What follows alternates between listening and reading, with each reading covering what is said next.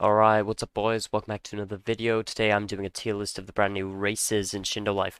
So this will be pretty odd since the update isn't even out yet. So I'm just basing this on the video that I saw that Rel Games uploaded. So let's just start with doing the best race in the game. Actually no, let's start with the worst. We'll leave the best to the last as they say. So the worst one is definitely Shark. Like most of the buffs can only be applied in water or if you're using water. So honestly, it's just awful in comparison to the other races in the game. So I'll put the buffs on the screen now, and maybe I'll even play a video of someone using it, but it's definitely not the best. I suppose you could probably gain a territorial advantage if you led someone over to water, but I doubt anyone would follow you. Like, why would they follow you into your own strength? They just pull you out. But yeah, so let's just go on to the next one. As we all know, Shark is trash, so, B tier, Puppet. So, in the video, Rel Games said that Puppet is on par with Shinobi. I disagree with this because Puppet, the movement is... Oh, okay, it's okay.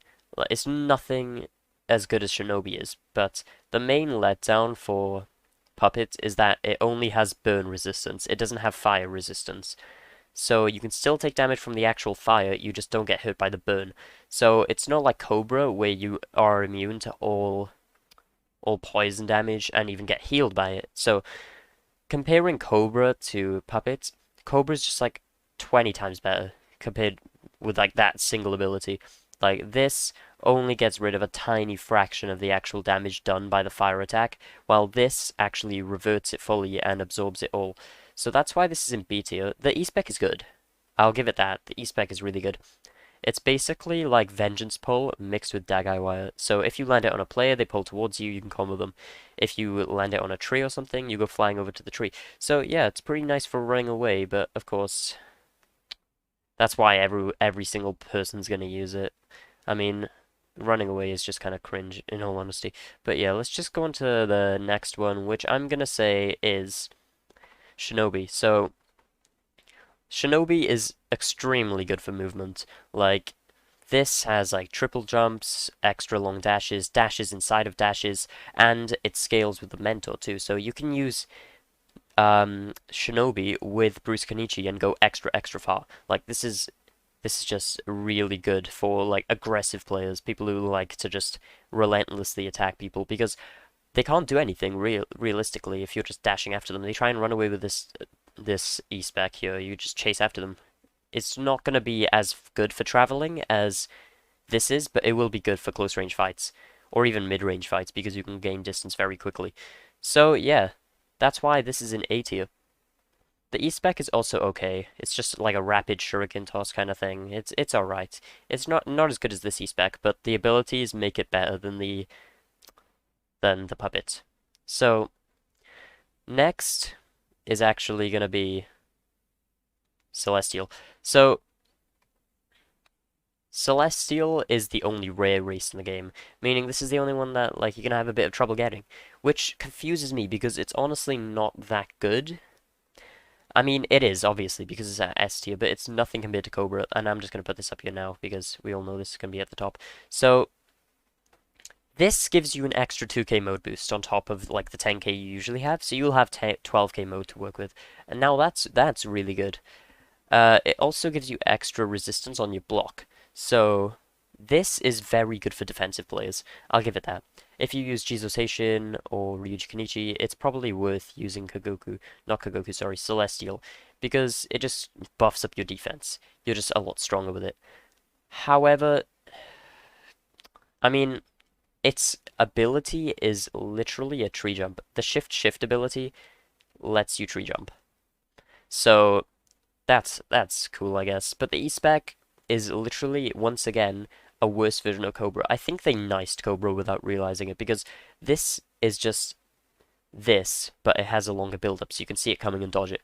That's why I don't like it personally. Even though I haven't got to use it yet, I can already tell, bro. But yeah, that's why Cobra's at number 1. So if you don't know, Cobra can heal from all kinds of poison damage. Like acid, poison cloud, anything, it heals it. So instead of taking damage, like other races would, it actually heal. So this is really good because acid is currently one of the most used elements in the game, especially the acid wave ability, which does about 100k. So imagine instead of taking 100k damage, you heal 50k HP. It'd be quite insane, especially if you have an avatar that covers up your race. Now, I'm not sure if anyone's thought about that yet, but of course you can get a ton of accessories, masks, and that to just cover everything. They won't know what race you are. It's kind of like a surprise. So that's probably going to be a meta strat, but yeah, the E-Spec on Cobra as well. So the E-Spec on Cobra is literally the E-Spec on Snake Man, except after it's done, you teleport to them and you start attacking them. The difference between Cobra and Kagoku is that the Kagoku one has a long build-up. Celestial, I mean, sorry, I keep calling it Kagoku. If I call it Kagoku, just know I'm calling it Celestial, okay? So the difference between the E-Spec on Celestials and Cobra, or Snake, I don't really care, is that it has a longer build-up and it also goes straight into an air combo. Now that might sound like a good thing, but not really, because you can't really continue off of it as you would a normal attack. With a normal attack, you can start with a ground combo, hit them with a Dagai Wire or something. Actually, no, you've already used your E-Spec, sorry. You can hit them with a normal M1 combo, do a WW dash, air combo, and then fight some more. So that does more damage than Celestial does. So yeah, I don't understand why they made this E-Spec worse than this E-Spec. Unless I'm missing something like a block breaker, but I don't think I am.